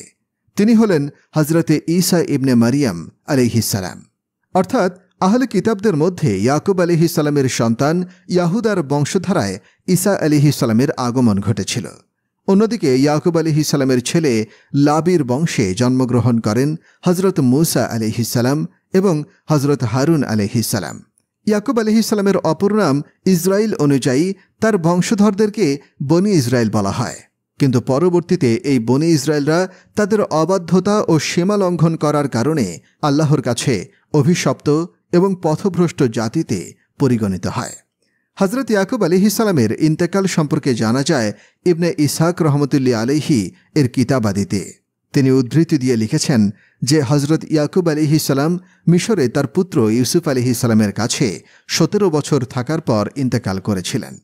মৃত্যুর সময় ইয়াকুব আলাইহিসসালাম তার ছেলে ইউসুফ আলাইহিসসালামকে ওসিয়ত করেন যে তাকে যেন তার পিতৃপুরুষ পিতা ইসহাক এবং তার দাদা ইব্রাহিম আলাইহিসসালামের কবরের পাশে দাফন করা হয়। ইতিহাসবিদরা লিখেছেন যে হজরত ইউসুফ আলাইহিসসালাম এই ওসিয়ত পালন করেন। ইয়াকুব আলাইহিসসালামের মৃত্যুর পর তার ছেলে ইউসুফ আলাইহিসসালাম তার পিতার মৃতদেহটি সিরিয়াতে পাঠিয়ে দেন এবং ইয়াকুব আলাইহিসসালামকে পিতা ইসহাক এবং দাদা ইব্রাহিম আলাইহিসসালামের কবরের পাশে দাফন করা হয়।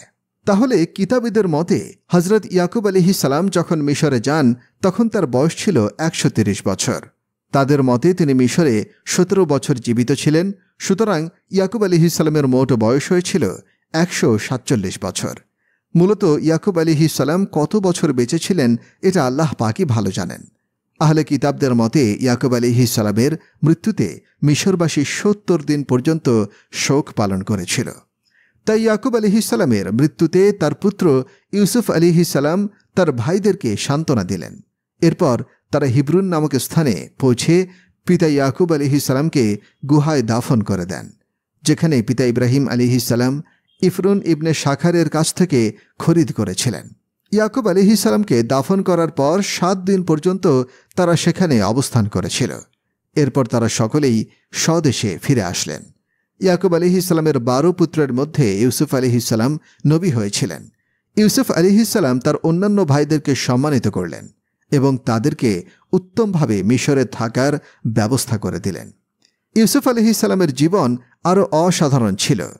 ইউসুফ আলাইহিসসালামের জীবনী থেকে আমাদের অনেক কিছু শেখার আছে, যার সম্পর্কে স্বয়ং আল্লাহ তাআলা বলেছেন যে তার জীবনী হচ্ছে আহসান আল কাসাস, অর্থাৎ সর্বোত্তম কাহিনী।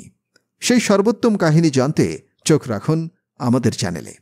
আমরা এতক্ষণ ইয়াকুব আলাইহিসসালামের জীবনী সম্পর্কে যেসব আলোচনা করলাম এর বেশিরভাগ তথ্যই আহলে কিতাবদের থেকে নেয়া, যেগুলো সম্পর্কে অনেক মতভেদ পাওয়া যায়। কুরআন মাজিদ এইসব বিস্তারিত বিবরণ সম্পর্কে নীরব। শুধু এতটুকুই উল্লেখ করা হয়েছে যে ইয়াকুব আলাইহিসসালাম একজন উচ্চ মর্যাদাশীল নবী ছিলেন, ধৈর্য ও দীর্ঘ সংকল্পের অধিকারী এবং হজরত ইউসুফ আলাইহিসসালামের পিতা ছিলেন তিনি। আর এই প্রসঙ্গে নাম উল্লেখ করা ব্যতীত হজরত ইউসুফ আলাইহিসসালামের অপর ভাইদেরও উল্লেখ করা হয়েছে। হজরত ইয়াকুব আলাইহিসসালাম সম্পর্কে পবিত্র কোরআনের যেসব জায়গায় বর্ণনা করা হয়েছে তা হচ্ছে সূরা বাকারা 37, 133, 140, সূরা নিসা 163, সূরা আল আনআম 85, সূরা ইউসুফ 6, 38, সূরা মারিয়াম 6, সূরা আম্বিয়া 72, সূরা সোয়াদ 45। হজরত ইব্রাহিম আলাইহিসসালাম এবং তার পুত্র ইয়াকুব আলাইহিসসালামের ওসিয়তে এটাই প্রমাণিত হয় যে সন্তানদের জন্য দুনিয়াবী ধন সম্পদ রেখে যাওয়ার চাইতে তাদেরকে ঈমানী চেতনায় ওসিয়ত করে যাওয়া হচ্ছে একজন দূরদর্শী পিতার প্রধান দায়িত্ব ও কর্তব্য। হুদ আলাইহিসসালাম দুর্ধর্ষ ও শক্তিশালী আদ জাতির প্রতি প্রেরিত হয়েছিলেন। আল্লাহর গজবে ধ্বংসপ্রাপ্ত বিশ্বের প্রধান 6টি জাতির মধ্যে কওমে নূহ এর পরে কওমে আদ ছিল দ্বিতীয় জাতি। হুদ আলাইহিসসালাম ছিলেন এদেরই বংশধর। আদ ও সামুদ ছিল নূহ আলাইহিসসালামের পুত্র শামের বংশধর এবং নূহের 5ম অথবা 8ম অধস্তন পুরুষ। ইরাম পুত্র আদের বংশধরগণ আদ উলা বা প্রথম আদ এবং অপর পুত্রের সন্তান সামুদ এর বংশধরগণ আদ সানি বা দ্বিতীয় আদ বলে প্রখ্যাত। আদ সম্প্রদায়ের 13টি পরিবার বা গোত্র ছিল। আম্মাদ হতে শুরু করে হাজরামাউত ও ইয়ামান পর্যন্ত তাদের বসতি ছিল। তাদের ক্ষেত খামারগুলো ছিল অত্যন্ত সজীব ও শস্য শ্যামল। তাদের প্রায় সব ধরনের বাগ বাগিচা ছিল। তারা ছিল সুঠামদেহী ও বিরাট বাহু সম্পন্ন। আল্লাহ তাআলা তাদের প্রতি অনুগ্রহর দুয়ার খুলে দিয়েছিলেন, কিন্তু বক্রবুদ্ধির কারণে এসব নিয়ামতই তাদের কাল হয়ে দাঁড়ালো। তারা নিজেরা পথভ্রষ্ট হয়েছিল এবং অন্যকে পথভ্রষ্ট করেছিল। তারা শক্তি ও মদমত্ত হয়ে আমাদের চেয়ে শক্তিশালী কে আছে এই বলে অধ্যত্ব প্রদর্শন করা শুরু করেছিল। তারা আল্লাহর ইবাদত পরিত্যাগ করে নূহ আলাইহিসসালামের আমলে ফেলে আসা মূর্তি পূজার শিরকের পুনরায় প্রচলন ঘটালো। মাত্র কয়েক পুরুষ আগে ঘটে যাওয়া নূহ এর সর্বগ্রাসী প্লাবনের কথা তারা বেমালুম ভুলে গেল। ফলে আল্লাহ পাক তাদের হেদায়েতের জন্য তাদেরই মধ্য হতে হুদ আলাইহিসসালামকে নবী হিসেবে প্রেরণ করলেন। উল্লেখ্য যে নূহ এর প্লাবনের পরে এরাই সর্বপ্রথম মূর্তি পূজা শুরু করে। হুদ আলাইহিসসালাম ও কওমে আদ সম্পর্কে পবিত্র কোরআনে 17টি সূরায় ও 73টি আয়াতে বর্ণিত হয়েছে। তারিখে আলাম বর্ণিত হয়েছে যে হজরত নূহ আলাইহিসসালামের জামানা হতে হজরত ইব্রাহিম আলাইহিসসালামের জামানার পূর্ব পর্যন্ত মোট 2200 বছরের মধ্যে আল্লাহ তাআলার তরফ হতে মাত্র দুজন নবী হজরত হুদ আলাইহিসসালাম ও হজরত সালেহ আলাইহিসসালাম পৃথিবীতে এসেছিলেন। হজরত নূহ আলাইহিসসালাম এর বংশধরদের মধ্যে আদ নামক এক প্রবল ক্ষমতাশালী বাদশাহ ছিল। তার সমকক্ষ শক্তিশালী ও ক্ষমতাবান ব্যক্তি সেই যুগে অন্য আর কেউ ছিল না। বাদশার সন্তান সন্ততি ও বংশধরগণ সব দিক দিয়ে শক্তিমান ও প্রতাপশালী ছিল। বাদশাহ আদের নাম অনুসারে তারা কওমে আদ বা আদ বংশীয় লোক নামে ইতিহাসে পরিচিত। এদের মধ্যে কোনো কোনো লোকের দেহের উচ্চতা ছিল 400 গজ পর্যন্ত। এদের মধ্যম শ্রেণীর লোকদের উচ্চতা ছিল 200 গজ পর্যন্ত। আর যারা সবচেয়ে বেটে ছিল তাদের দেহ লম্বা ছিল 70 গজ পর্যন্ত। এরা সবাই যেমন ছিল সাহসী তেমনি ছিল শক্তিশালী। সাহস ও শক্তির গৌরবে তারা আল্লাহ এবং তার নবীকে ভুলে গিয়েছিল। কোন রকম সৎ কাজের ধার ধারত না, বরং শয়তানের কুপরামর্শে দেবদেবী সমূহকে ইবাদতের যোগ্য মনে করে তাদের মূর্তি পূজা করত। আদ কওমের মধ্যে যখন এই অবস্থা প্রবল আকার ধারণ করল, তখন তাদেরকে হেদায়েত করার উদ্দেশ্যে আল্লাহ তাআলা কওমে আদ এর মধ্য হতে হুদ নামক এক ব্যক্তিকে আল্লাহ পাক নবী রূপে প্রেরণ করলেন। এই সম্পর্কে পবিত্র কোরআনে ইরশাদ হয়েছে, আল্লাহ তাআলা বলেন, আদ জাতির প্রতি তাদের বংশীয় ভাই হুদকে আমি নবী রূপে পাঠিয়েছিলাম। সে বলল, হে আমাদের স্বজাতিগণেরা, তোমরা এক আল্লাহর ইবাদত করো, যিনি ছাড়া তোমাদের আর কোনো মাবুদ নেই। তোমরা এখন শুধু মিথ্যার উপরেই রয়েছ। কুরআনুল কারিমে আল্লাহ তাআলা এর পরবর্তী ঘটনা উল্লেখ করেছেন, অর্থাৎ আদ সম্প্রদায় পয়গম্বরগণকে মিথ্যা আরোপ করল। যখন তাদের বংশীয় ভাই হুদ তাদেরকে বলল, তোমরা কি আল্লাহকে ভয় করো না? আমি তোমাদের জন্য বিশ্বস্ত নবী, সুতরাং তোমরা আল্লাহকে ভয় করো এবং আমার অনুগত হও। এভাবে হুদ আলাইহিসসালাম আদ জাতিকে আল্লাহর পথে আহ্বান করতে লাগলেন। তিনি তাদেরকে লক্ষ্য করে এভাবেও বলতেন, হে আমার কওম, তোমরা আল্লাহ তাআলাকে স্মরণ করো। যেহেতু হজরত নূহ আলাইহিসসালামের কওমের পরে তিনি তোমাদেরকেই সর্দারি দান করেছেন এবং যথেষ্ট শক্তি সামর্থ্য দিয়েছেন, কাজেই তোমরা সকলে আল্লাহ তাআলাকে স্মরণ করো, তোমাদের কল্যাণ হবে। হজরত হুদ আলাইহিসসালামের এ সমস্ত কথার উত্তরে আদ জাতি যা বলতো, পবিত্র কোরআনের ভাষায় তা এমন ছিল, হে হুদ, তোমার খোদার সপক্ষে তুমি কোনো দলিলপত্র আনোনি? আমরা শুধুমাত্র তোমার কথায় আমাদের উপাস্যগণকে ছেড়ে দিতে পারি না এবং তোমার কথায় বিশ্বাস আনতে পারি না। হজরত হুদ আলাইহিসসালাম দীর্ঘদিন ধরে তাদের পথে আনার জন্য আপ্রাণ চেষ্টা করলেন, কিন্তু তাতে কোনো ফলই হল না। মাত্র 70 জন লোককে তিনি কোনরূপে হেদায়েত করতে সক্ষম হলেন। তারাও কাফিরদের ভয়ে গোপনে আল্লাহ তাআলার ইবাদত করত, প্রকাশ্যে ইবাদত করতে সাহস পেত না। অবশ্য হুদ আলাইহিসসালাম তবুও কাফেরগণকে একইভাবে ধর্মের পথে আহ্বান করছিলেন, আর আদ জাতি এভাবে তার উত্তর দিচ্ছিল, হে হুদ, তুমি কি আমাদের কাছে এই আশা করছো যে আমরা তোমার কথা মতো বাপদাদার ধর্ম, দেবদেবীর পূজা এসব ত্যাগ করব, এক খোদার উপাসনা করব? তাহলে তুমি জেনে রাখো, আমরা তোমার খোদার ইবাদত করব না। তুমি যে আমাদেরকে তোমার খোদার ভয় দেখাচ্ছ, যদি তা সত্যি হয় তবে তা আমাদের প্রত্যক্ষ করাও না কেন, না হলে আমরা তো বিশ্বাসই করব না, বরং আমরা তোমাকে জানে মেরে ফেলব। এদের এ ধরনের কথা ও আচরণে হজরত হুদ আলাইহিসসালাম এদের সম্পর্কে একেবারে নিরাশ হয়ে আল্লাহর দরবারে এরূপ দোয়া করলেন, হে মাবুদ, এরা আমার কথার প্রতি ভ্রুক্ষেপ করছে না, বরং আমাকে প্রাণে মারার ভয় দেখাচ্ছে। আমার এমন শক্তিও নেই যে আমি তাদের সাথে পেরে উঠব। তারা সকলেই আমার চেয়েও অধিক শক্তিশালী। আপনি আমাকে তাদের হাত হতে রক্ষা করুন। বস্তুত তাদের বাদশাহ এমন বেশি শক্তির অধিকারী ছিল যে সে যখন কোনো পাথরের উপর দিয়ে হেঁটে যেত, তখন তার জানু পর্যন্ত ওই পাথরের মধ্যে ডুবে যেত। শক্তির গর্বে আদ কওমের লোকেরা এরূপ বলতো যে, কে আছে সারা জাহানে যারা আমাদের চেয়ে অধিক শক্তিশালী? তাদের আচরণ প্রত্যক্ষ করে হজরত হুদ আলাইহিসসালামের দোয়া শুনে আল্লাহ তাআলা বললেন, হে হুদ আলাইহিসসালাম, যে 70 জন লোক তোমার কথায় বিশ্বাস করে সত্য ধর্ম গ্রহণ করেছে, তুমি তাদেরকে সঙ্গে নিয়ে দূরে পাহাড়ি এলাকায় চলে যাও। আমি তাদের প্রতি গজব নাজিল করে সকলকে ধ্বংস করে দেব। হযরত হুদ আলাইহিস সালাম তার ৭০ জন মুমিন উম্মত নিয়ে অন্য এলাকায় চলে যাওয়ার সময় আরেকবার কাফেরদেরকে সত্য ধর্মের আহ্বান করে বললেন, এখনো আমার কথা তোমরা মেনে নাও, না হলে কিন্তু অচিরেই তোমরা আল্লাহর গজবে ধ্বংস হয়ে যাবে। হযরত হুদ আলাইহিস সালামের বংশ তালিকা হচ্ছে হুদ ইবনে শালিহ ইবনে আরফাকশাজ ইবনে শাম ইবনে নূহ আলাইহিস সালাম। মতান্তরে হুদ এর নাম ছিল আমির ইবনে আরফাকশাজ ইবনে শাম ইবনে নূহ আলাইহিস সালাম।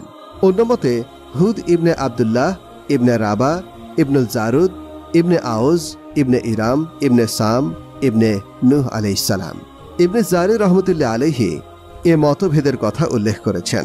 হুদ আলাইহিস সালামের গোত্রের নাম আদ ইবনে আউস ইবনে জারো ইবনে নূহ। তারা ছিল আহকাফ তথা বালুকাময় টিলা অঞ্চলের অধিবাসী, যা ইয়েমেনের ওমান ও হাজরামাউতে অবস্থিত। এটি ছিল চাহর জলাশয়ের তীরবর্তী জনপদ। তাদের উপত্যকার নাম ছিল মুগিস। উঁচু উঁচু খুঁটির উপর তাঁবু খাটিয়ে তারা বসবাস করত। কুরআনুল কারিমের ৭ জায়গায় হযরত হুদ আলাইহিস সালামের নাম এসেছে।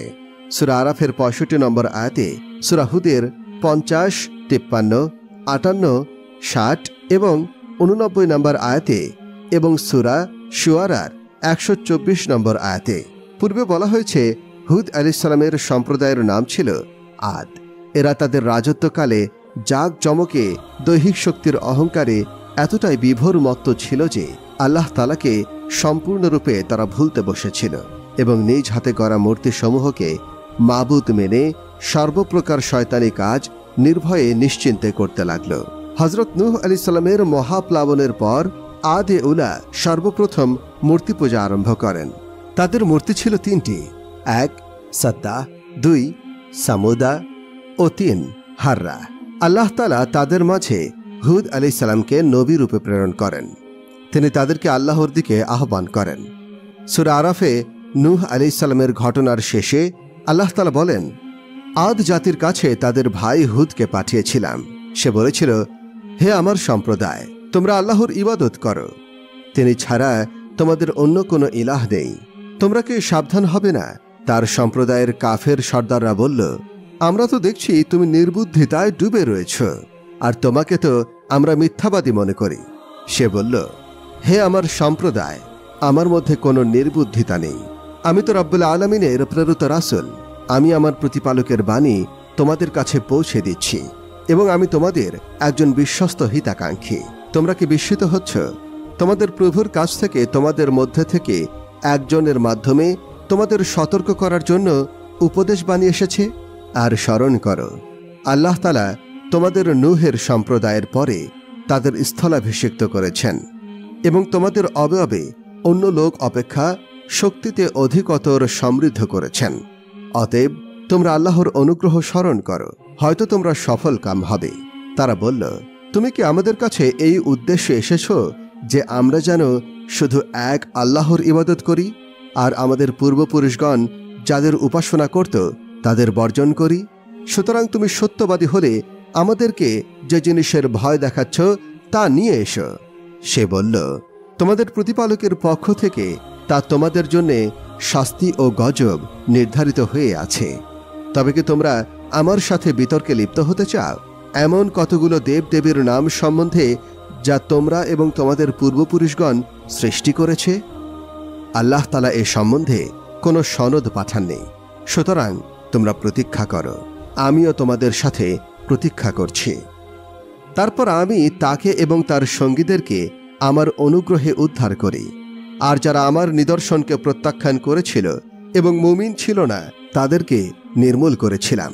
সূরা আরাফ আয়াত ৬৫ থেকে ৭২। সূরা আল কাহফে আল্লাহ তাআলা বলেন, স্মরণ করো আদ সম্প্রদায়ের ভাইয়ের কথা, যার পূর্বে এবং পরেও সতর্ককারী এসেছিল। সে তার আকাব বা বালুকাময় উপত্যকার অধিবাসী সম্প্রদায়কে এই মর্মে সতর্ক করেছিল, আল্লাহ ছাড়া আর কারো ইবাদত করো না। আমি তোমাদের ব্যাপারে এক ভয়াবহ দিনের আযাবের আশঙ্কা করছি।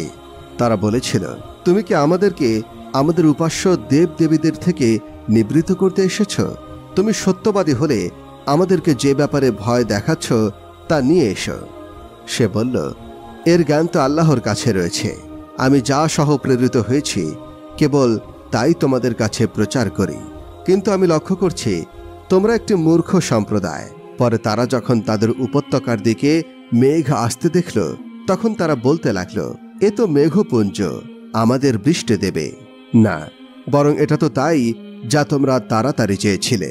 এতে রয়েছে মর্মন্তুদ শাস্তিবাহী এক ঝড়, আর প্রতিপালকের নির্দেশে সে সবকিছু ধ্বংস করে দেবে। তারপর তারা এমন হয়ে গেল, তাদের বসতিগুলো ছাড়া আর কিছুই রইল না। বস্তুত অপরাধী সম্প্রদায়কে আমি এমনভাবেই প্রতিফল দিয়ে থাকি। সূরা আহকাফ আয়াত 21-25।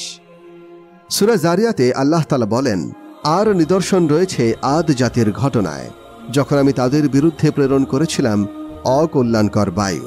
তা যে জিনিসের উপর দিয়ে প্রবাহিত হয়েছিল তা চূর্ণ বিচূর্ণ করে দিয়েছিল। সূরা নাজমে আল্লাহ তাআলার বাণী, প্রথম আদকে তিনি ধ্বংস করেছিলেন এবং সামুদ সম্প্রদায়কেও। কাউকে তিনি বাকি রাখেননি। আর তাদের পূর্বে নূহ এর সম্প্রদায়কেও। তারা ছিল অতিশয় জালিম ও অবাধ্য। উৎপাদিত আবাসভূমিতে উল্টে নিক্ষেপ করেছিলেন। ওটাকে আচ্ছন্ন করে নিল সর্বগ্রাহী শাস্তি। তবে তুমি তোমার প্রতিপালকের কোন অনুগ্রহ সম্পর্কে সন্দেহ পোষণ করবে? সূরা নাজম আয়াত 50-55। সূরা কমারে আল্লাহ তাআলা আরো বলেন, আদ সম্প্রদায় সত্য প্রত্যাখ্যান করেছিল। পরে কি কঠোর হয়েছিল আমার শাস্তি ও সতর্কবাণী। তাদের উপরে আমি প্রেরণ করেছিলাম ঝঞ্ঝা বায়ু, নিরবিচ্ছিন্ন দুর্ভোগের দিনে। মানুষকে তা উৎখাত করেছিল উন্মিলিত খেজুর কাণ্ডের মতো। কি কঠোর ছিল আমার শাস্তি ও সতর্কবাণী। কোরআন আমি সহজ করে দিয়েছি উপদেশ গ্রহণের জন্য। অতএব উপদেশ গ্রহণকারী কেউ আছে কি? সূরা নাজম 18-22। কওমে আদ সম্পর্কে আলোচনা করার আগে জানা জরুরি, পবিত্র কোরআন মাজিদ ছাড়া কোনো ইতিহাস গ্রন্থ বা তাওরাত গ্রন্থে কওমে আদ সম্পর্কে আলোকপাত করা হয়নি। সুতরাং এই কওমের আলোচনা কেবল কোরআনে কারিম দ্বারাই করা সম্ভব। কোরআন মাজিদ যেহেতু নিশ্চিত সত্য, তাই তাতে বর্ণিত তথ্যাবলীও নিঃসন্দেহে সত্য। এছাড়াও অনেক গ্রন্থ তত্ত্ববিদ অনুমান নির্ভর তথ্য পরিবেশন করেছেন, যা সন্দেহের ঊর্ধ্বে নয়। কওমে আদ আরও বেশি প্রাচীন গোত্র কিংবা সামের সঙ্গে সম্পর্কিত সম্প্রদায় হতে বিশেষ শক্তি ও পরাক্রমশালী একটি দলের নাম। প্রাচীন ইতিহাসের কোনো কোনো ইউরোপীয় ঐতিহাসিক আদকে একটি কাল্পনিক কাহিনী বলে মনে করে। তাদের এ বিশ্বাস সম্পূর্ণ ভুল এবং অলীক কল্পনা ছাড়া আর কিছুই নয়।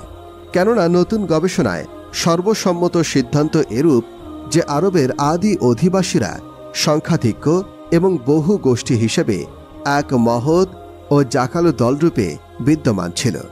এরা আরব দেশ হতে বের হয়ে সিরিয়া, মিশর ও বাবেলের দিকে অগ্রসর হয়ে সেখানে শক্তিশালী রাজত্বের ভিত্তি স্থাপন করেছিল।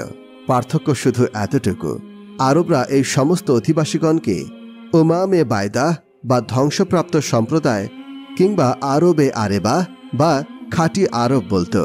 আর এদের বিভিন্ন গোত্র বা দলকে আদ, সামুদ, নাসাম ও জাদিস নামে আখ্যায়িত করত। কুরআন মাজিদে বলা হয়েছে প্রথম আদ, যা দ্বারা একথা পরিষ্কার হয়ে যায় যে আরবের প্রাচীন অধিবাসীরা শামের বংশধর এবং প্রথম আদ এটা একই মূল বস্তুর দুটি নাম। অনুমান করা হয় আদ সম্প্রদায়ের যুগ ছিল হজরত ঈসা আলাইহিস সালামের প্রায় 2000 বছর আগে। আর কোরআন মাজিদে আদ সম্প্রদায়কে নূহের সম্প্রদায়ের পরে বলে উল্লেখ করা হয়।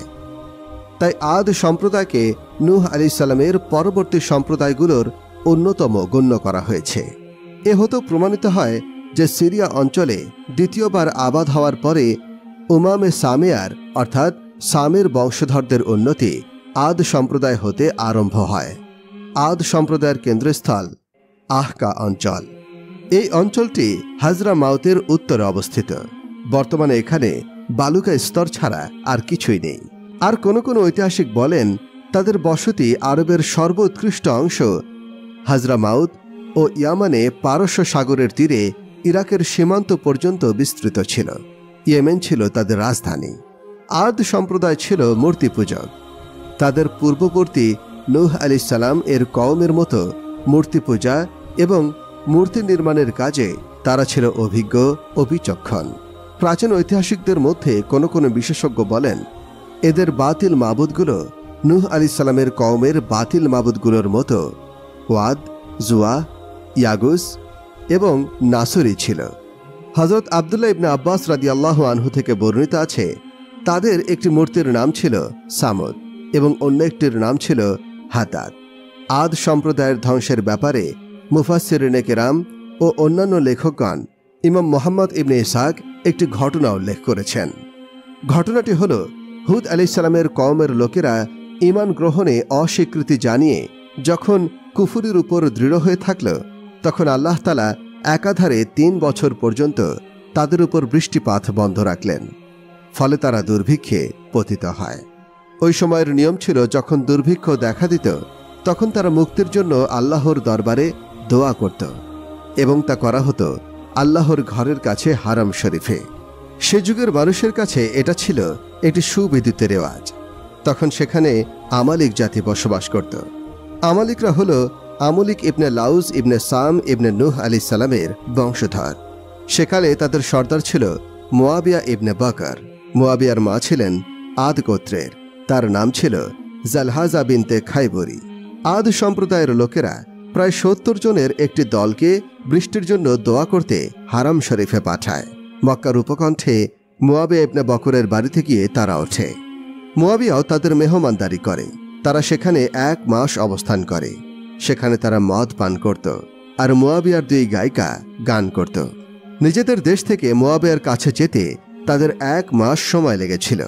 এদের দীর্ঘদিন অবস্থানের ফলে আপন লোকদের দুর্গতির কথা ভেবে মুয়াবিয়ার মনে করুণা হয়, অথচ তাদের ফিরে যাওয়ার ব্যাপারেও তিনি সংকোচ বোধ করেন। তাই তিনি একটি কবিতা রচনা করে তাদের দেন এবং গানের মাধ্যমে তা শোনানোর জন্য গায়িকাদের নির্দেশ দেয়। কবিতাটিতে তিনি আদ জাতির খরাজনিত দুরবস্থার বর্ণনা দিয়ে প্রতিনিধি দলকে তাদের দায়িত্ব পালনে ব্যর্থতার জন্য অভিযুক্ত করেন এবং তাদেরকে তাদের দায়িত্ব পালনে উৎসাহিত করেন। তখন দলের সবাই তাদের আগমনের উদ্দেশ্য সম্পর্কে সচেতন হল। সুতরাং সকলে হারাম শরীফে গিয়ে উপস্থিত হল এবং গোত্রের লোকেরা দোয়া করতে লাগল। দোয়া পরিচালনা করলেন কাইলা ইবনে আনাস। তখন আল্লাহ সাদা, লাল ও কালো ৩ ধরনের মেঘ সৃষ্টি করলেন। পরে আকাশ হতে একটি ঘোষণা শোনা গেল, কায়লা, এ মেঘগুলোর মধ্যে যে কোনো একটি তোমার নিজের এবং তোমার গোত্রের লোকজনদের জন্য বেছে নাও। কায়লা বলল, আমি কালোটা বেছে নিলাম, কেননা কালো হচ্ছে বৃষ্টির মেঘ। পুনরায় গায়েবী আওয়াজে তাকে জানানো হলো, তুমি ছাই ভস্য পছন্দ করেছ, ধ্বংসটাই বাছাই করে নিয়েছ। এ মেঘ আদ গোত্রের কাউকে রেহাই দেবে না, পিতা পুত্র কাউকেই ছাড়বে না। এটা মৌলু লুদিয়া ছাড়া সবাইকে ধ্বংস করে দিবে। বনু লুদিয়া আদ গোত্রের একটি শাখা। এরা মক্কায় বসবাস করত। তারা এ আজাবের আওতায় পড়েনি। মুহাম্মদ ইবনে ইসহাক বলেন, দ্বিতীয় আদ বা সামুদ জাতি এদেরই বংশধর। তারপর কায়লা ইবনে আনাস যে কালো মেঘটি পছন্দ করেছিল, আল্লাহ তাআলা তা আদ গোত্রের দিকে প্রেরণ করলেন। মেঘ মুগিস নামক উপত্যকায় পৌঁছলে তা লোকের দৃষ্টিগোচর হয়। মেঘ দেখে তারা একে অপরকে আনন্দ বার্তা পৌঁছাতে থাকে, এই তো মেঘ এসে গেছে, এখন বৃষ্টি হবে। আল্লাহ তাআলা বলেন, বরং এটা তো তাই যা তোমরা তাড়াতাড়ি চেয়েছিলে। এটা একটা ঝঞ্ঝা, এর মধ্যে আছে মর্মন্তুদ শাস্তি। তার প্রতিপালকের নির্দেশে তারা সব কিছুকে ধ্বংস করে ফেলবে। সূরা আহকাফ আয়াত 24-25। অর্থাৎ যেসব জিনিসকে ধ্বংস করার নির্দেশ আসবে তা সেসব জিনিসকে ধ্বংস করবে। এই মেঘ যে আসলে একটা ঝঞ্ঝাবায়ু এবং তার মধ্যে শাস্তি লুকিয়ে আছে, তা সর্বপ্রথম ফাহদ নাম্নী আদ গোত্রে এক মহিলার চোখে ধরা পড়ে। তাই স্পষ্টভাবে দেখতে পেয়ে সে চিৎকার করে বেহুশ হয়ে পড়ে। চেতনা ফিরে আসার পর লোকজন বলল, ফাহদ, তুমি কি দেখেছিলে? সে বলল, দেখলাম একটা ঝঞ্ঝাবায়ু, তার মধ্যে যেন অগ্নিশিখা চলছে, তার অগ্রভাগে কয়েকজন লোক তা ধরে টেনে আনছে।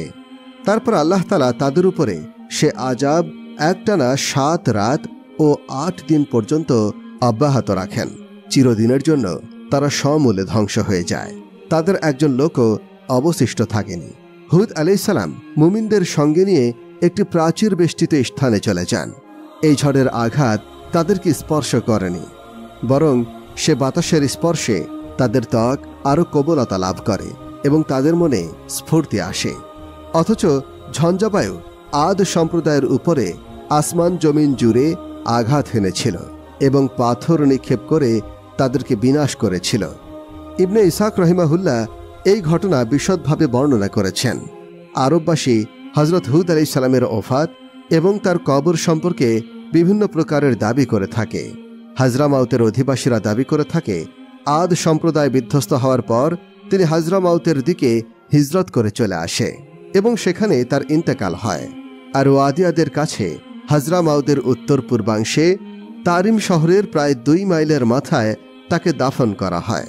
হজরত আলী রাদিয়াল্লাহু আনহু থেকে এক রেওয়ায়েত আছে, তার কবর হাজরামাউতে কাসির আহমদ অর্থাৎ লাল টিলার চূড়ায় অবস্থিত এবং তার শিয়রে একটি ঝাউ গাছ দণ্ডায়মান। ফিলিস্তিনবাসীরা বলেন তিনি ফিলিস্তিনে সমাহিত হয়েছেন। তারা সেখানে তার কবর পাকা করে রেখেছে এবং সেখানে বার্ষিক ওরসও করে থাকে। কিন্তু এই রেওয়ায়েতগুলোর মধ্যে হাজরামাউতের রেওয়ায়তটি শুদ্ধ বলে ধারণা করা হয়, কেননা কওমে আদের বস্তিগুলো হাজরামাউতের কাছে ছিল। সুতরাং স্থানীয়দের ভাষ্যমতে বোঝা যায় আদ সম্প্রদায়ের ধ্বংসের পর হজরত হুদ আলাইহিস সালাম কাছের বস্তিগুলোতেই অবস্থান করে থাকবেন এবং সেখানেই ইহলোক ত্যাগ করে থাকবেন, আর তা হাজরামাউতে। যে ব্যক্তি আদ সম্প্রদায়ের ঘটনা শুনবে তার চোখের সামনে এমন একটি সত্তার কল্পনা এসে যাবে যিনি গাম্ভীর্য ও দৃঢ়তার এক মূর্ত প্রতীক এবং তার চেহারা মোবারকে ভদ্রতা সুস্পষ্ট। তিনি যা কিছু বলেন তা পূর্বে ওজন করে নেন, পরিণাম ভালো না মন্দ হবে তা চিন্তা করে নেন এবং কওমের কঠোর ও কর্কশ ব্যবহার এবং ঠান্ডা বিদ্রুপের জবাব ধৈর্যের সঙ্গে প্রদান করেন।